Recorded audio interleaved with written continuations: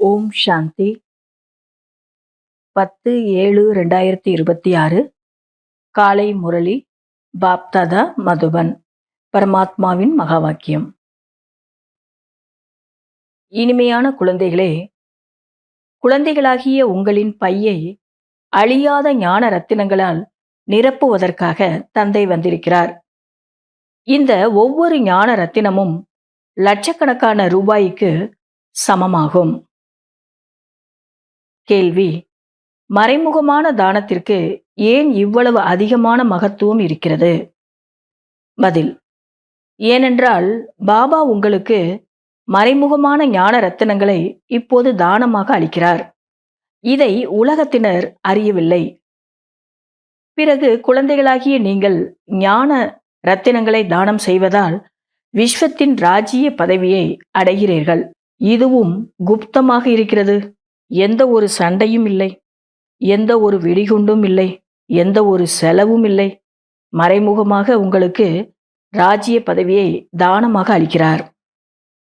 ஆகையால் தான் மறைமுகமான தானம் மிகவும் மகத்துவம் வாய்ந்தது ஆகும்.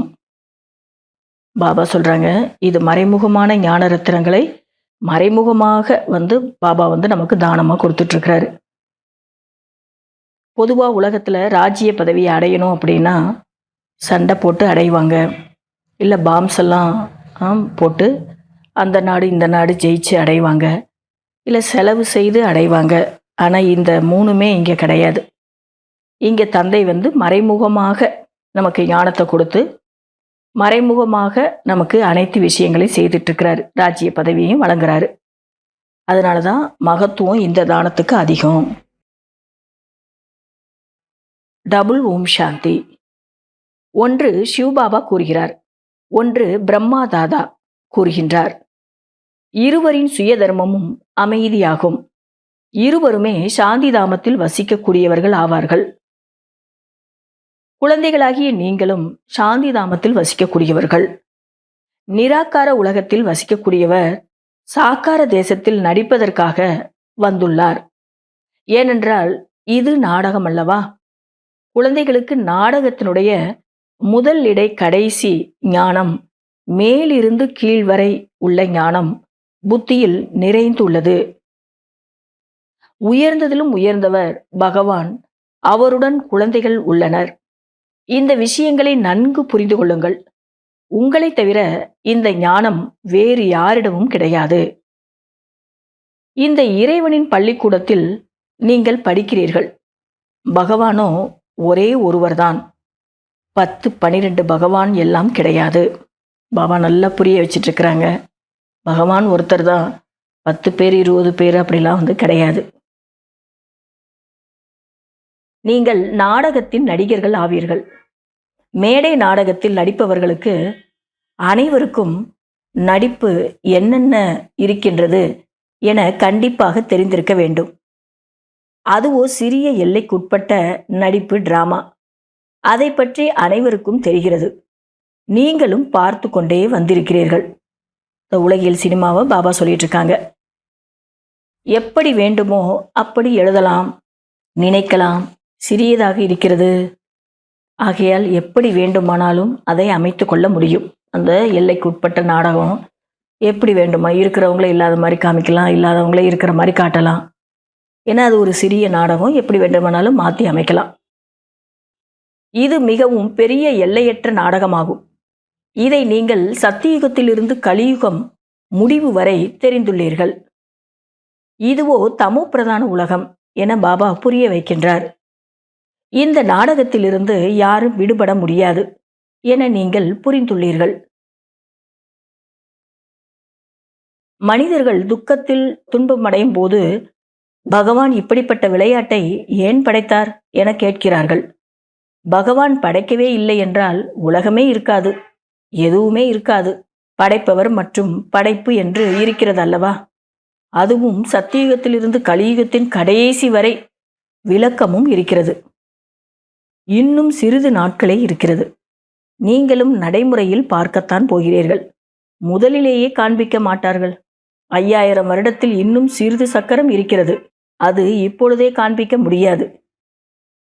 அதாவது நேரம் வரும்போது தான் எல்லாமே தெரிய வரும்னு சொல்றாரு பாபா. எப்பொழுது நடக்குமோ அப்பொழுது அதை சாட்சியாக இருந்து பார்ப்பீர்கள். எது நடக்க வேண்டுமோ அது போன கல்பத்தில் நடந்தே இருந்தது. பாபா இங்கு குப்தமாக வருகிறார். குப்தமாகத்தான் உங்களுக்கு ஞானத்தையும் கொடுத்து கொண்டிருக்கிறார். உலகத்தில் யாருக்கும் இது தெரியாது. குப்தமாக நீங்கள் உலகத்தின் ராஜ்யத்தை அடைகிறீர்கள். எந்த ஒரு சத்தமும் கிடையாது இங்கு. முற்றிலும் குப்த தானம் என கூறப்படுகிறது. தந்தை குழந்தைகளுக்கு அழியாத ஞான ரத்தினங்களை மறைமுகமாக தானமாக அளிக்கிறார். பாபாவும் எவ்வளவு மறைமுகமாக இருக்கிறார், அவரை பற்றியும் யாருக்கும் தெரியாது. அவர் வழங்குகின்ற இந்த ஞானமும் குப்தமாக தான் வழங்கி கொண்டிருக்கிறாரு. அவரே குப்தமாக இருந்துதான் எல்லாம் செய்கிறாரு, இதுவும் யாருக்கும் தெரியாது அப்படின்னு சொல்லிட்டு இருக்கிறாரு தந்தை. குழந்தைகளாகிய உங்களை உலகத்திற்கே அதிபதியாக மாற்றுகின்றார். எந்த சண்டையும் இல்லாமல், எந்த ஒரு வெடிகுண்டும் இல்லாமல், எந்த ஒரு செலவும் இல்லாமல். இங்கே ஒரு சிறிய ஊரை அடைவதில் கூட எவ்வளவு சண்டை அடிதடி நடக்கிறது. எனவே தந்தை மறைமுகமாக தானம் செய்கிறார். அழியாத ஞான ரத்தினங்களால் உங்கள் பையை நிரப்புகின்றார். சிவபாபா கள்ளம் கபடமற்றவர். இங்கே உலகத்தில் ஒரு சின்ன இடத்த பிடிக்கணும்னாலே எவ்வளோ சண்டை சச்சரவு எல்லாம் நிறையா இருக்குது. ஆனால் இங்கே முழு உலகத்துக்கும் நம்மளை ராஜ்ய பதவியை கொடுத்துட்ருக்கிறாரு. இந்த ஞான ரத்தினங்களால் உங்கள் பையன் நிரப்புறாரு. இப்போ இவர் எவ்வளோ ஒரு கள்ளம் இல்லாமல் இருக்கிறாரு அப்படிங்கிறத நீங்கள் தெரிஞ்சுக்கலாம் அப்படின்றாரு தந்தை. நரனிலிருந்து நாராயணர் ஆவதற்காக நாம் இங்கு வந்திருக்கின்றோம் என உங்களுக்கு தெரிகிறது.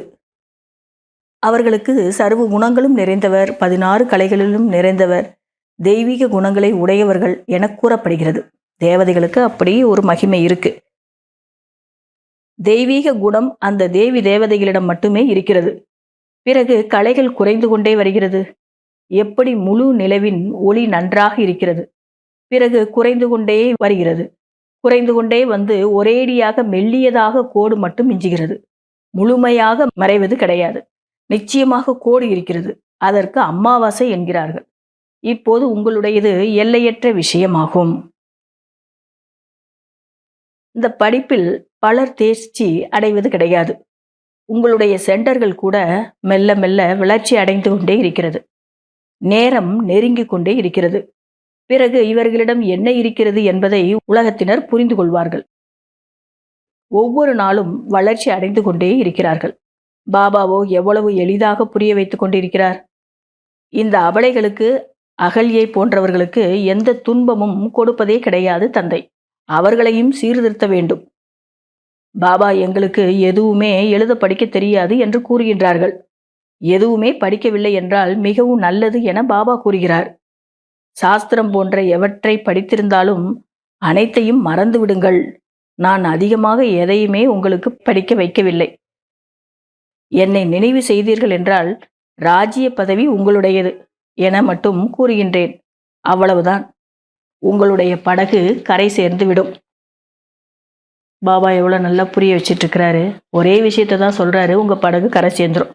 அது என்ன விஷயம்னா, அவரை நினைக்கணும், ராஜ்ய பதவியை அடையணும். மனிதர்கள் முற்றிலும் கார் இருளில் கும்பகர்ணனின் தூக்கத்தில் தூங்கிக் கொண்டு இருக்கிறார்கள். ஒரு கும்பகர்ணன் மட்டும் கிடையாது, பலர் இருக்கிறார்கள். நீங்கள் எவ்வளவுதான் புரிய வைத்தாலும் கேட்பதே இல்லை. யாருக்கு பாகம் இருக்கிறதோ அவர்கள் முயற்சி செய்கிறார்கள். மேலும் அவர்களே தாய் தந்தையின் இதயத்திலும் அமர்கிறார்கள். ராஜ்ய சிம்மாசனத்திலும் அவர்களே அமர்வார்கள். விநாச காலத்தில் விபரீத புத்தி, விநாச காலத்தில் அன்பு புத்தி என புரிய வைக்கின்றார் தந்தை. அப்படி புரிய வைக்கிறார். விநாச காலத்துல இப்போ அன்பு புத்தி உடையவர்களும் இருக்கிறாங்க, விபரீத புத்தி, அன்பு இல்லாத புத்தி உடையவர்களும் இருக்கிறாங்க. சிவபாபா இவருக்குள் வருகிறார். இவர் மூலமாக நாம் கேட்டு கொண்டிருக்கின்றோம் என உங்களுடைய ஆத்மா அறிகிறது. இவ்வளவு சிறிய புள்ளியாகும். இது சிவபாபாவினுடைய தற்காலிக ரதமாகும். இந்த பிரம்மாவினுடைய ரதத்தை பார்த்து சொல்றாரு. இது அழிவற்ற தருணமாகும். அதாவது கடைசி நேரமாகும். தீர்ப்பு வழங்கும் நேரமாகும். அனைவரும் திரும்பி போவார்கள். இது பிரியதர்ஷன் நாயகனின் ஊர்வலம். ஊர்வலம் எப்படி போகும் என்பதன் காட்சிகள் கூட கிடைக்கும். உங்களை தவிர வேறு யாருமே அதை பார்க்க முடியாது. கடைசியில் அந்த மாதிரியான ஒரு காட்சி கிடைக்கிற சமயத்தில் நீங்கள் தான் அதை பார்க்க முடியும், வேற யாரும் பார்க்க முடியாது அப்படின்றாரு பாபா. நல்லது. இனிமேலும் இனிமையான காணாமல் போய் கண்டெடுக்கப்பட்ட செல்லமான ஆன்மீக குழந்தைகளுக்கு தாயும் தந்தையும் ஆகிய பாப் தாதாவின் அன்பு நினைவு மற்றும் காலை வணக்கம். ஆன்மீக குழந்தைகளுக்கு ஆன்மீக தந்தையின் நமஸ்காரம். கடைபிடிக்க வேண்டிய முக்கியமான சாராம்சம். முதல் பாயிண்ட், பாபா மூலமாக மறைமுகமாக ஞானதானம் கிடைத்திருக்கிறது. அதன் மதிப்பை புரிந்து கொண்டு தங்களின் பையை ஞான ரத்தினங்களால் நிரப்ப வேண்டும். அனைவருக்கும் மறைமுகமாக தானம் அளித்து கொண்டே செல்ல வேண்டும். இரண்டாவது பாயிண்ட், இது அழிவுக்கான சமயம், இப்போது திரும்ப செல்ல வேண்டும் என்பதால் உங்களுடைய அனைத்தையும் அர்ப்பணம் செய்ய வேண்டும். அன்பான புத்தி உடையவர்களாக ஆக வேண்டும். முக்தி மற்றும் ஜீவன் முக்தியின் வழியை அனைவருக்கும் கூற வேண்டும். வரதானம். கள்ளம் கபடமற்றவர் என்பதன் கூடவே சர்வசக்திவான் ஆகி மாயாவை எதிர்கொள்ளக்கூடிய சக்தி சொரூபம் ஆகுங்கள். சில நேரங்களில் கள்ளங்கபடமற்ற நிலை அதிக நஷ்டத்தை ஏற்படுத்தி விடுகிறது. சரளமாக இருப்பது கள்ளங்கபடமற்ற நிலையை தாரணை செய்து விடுகிறது.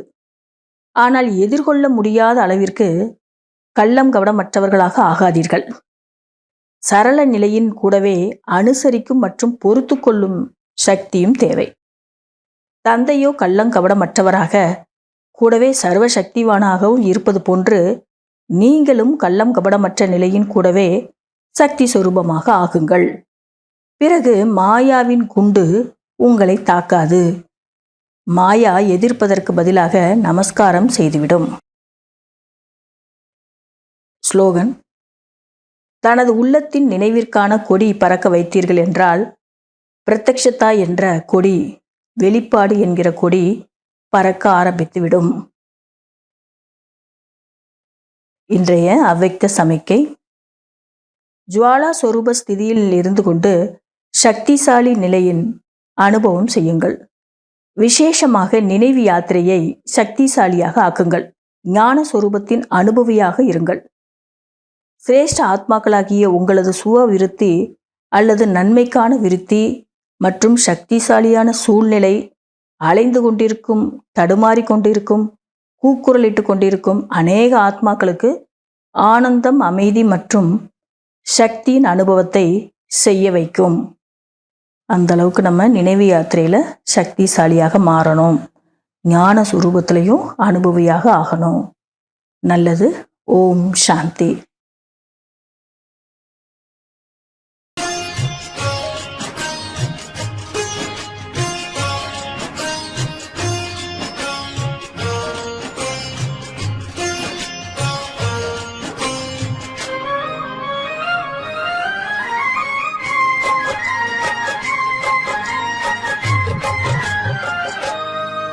இன்னாருயிர் நண்பன் நீயே